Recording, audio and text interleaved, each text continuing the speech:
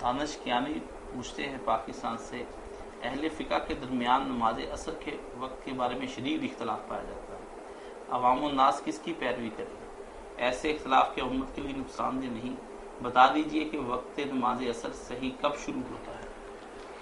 نماز عصر میں شدید اختلاف کوئی نہیں، باقی ساری امت اور خود حضرت امام ابو حنیفہ رحمۃ اللہ علیہ کے شاگرد جو ہیں نا صاحبین، وہ سب قائل ہیں کہ ایک مثل کے بعد عصر کا وقت نہیں رہتا۔ امام ابو حنیفہ رحمۃ اللہ علیہ کہتے ہیں کہ 2 مثل کے بعد ہوتا، مگر ان سے بھی ایک روایت مروی ہے کہ وہ اس طرف ہی لوٹ آئے تھے۔ اسی لیے مولانا رشید احمد گنگوئی رحمۃ اللہ علیہ کہتے ہیں اب یار کوئی اختلاف نہیں، حدیث میں بھی ایک مثل آیا تھا،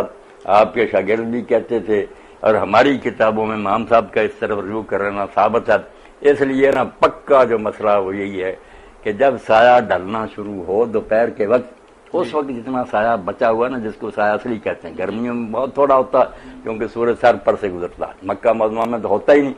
تو اگر نہ ہو تو پھر تو مسئلہ ہی صاف ہے۔ اگر ہے نا پاؤں کے پاس تھوڑا سا سایہ، وہ سایہ اصلی، اس کو بھی رکھنا جمع، جتنا اس چیز کا قد ہے جس کا سایہ وہ اس میں جمع کر دیں، اس کو مثل کہتے ہیں، ایک برابر قد کے نا اس میں اور اضافہ ہو گیا، یہ پھر عصر کا وقت کرنا۔ تو اب کوئی نہیں اختلاف، وہی صاحب رحمۃ اللہ علیہ فرماتے ہیں بس ساری امت کے ساتھ یار مل گیا امام ابو حنیفہ رحمۃ اللہ علیہ بھی کہ سورج ڈالنے کے بعد جو سایہ اس وقت تھوڑا سا باقی تھا، سردیوں میں ذرا لمبا ہی ہوتا،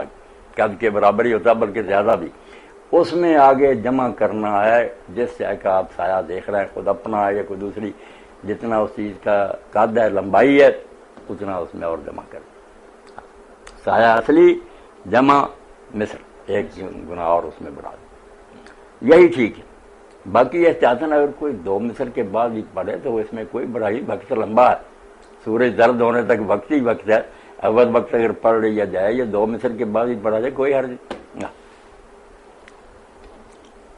محترمہ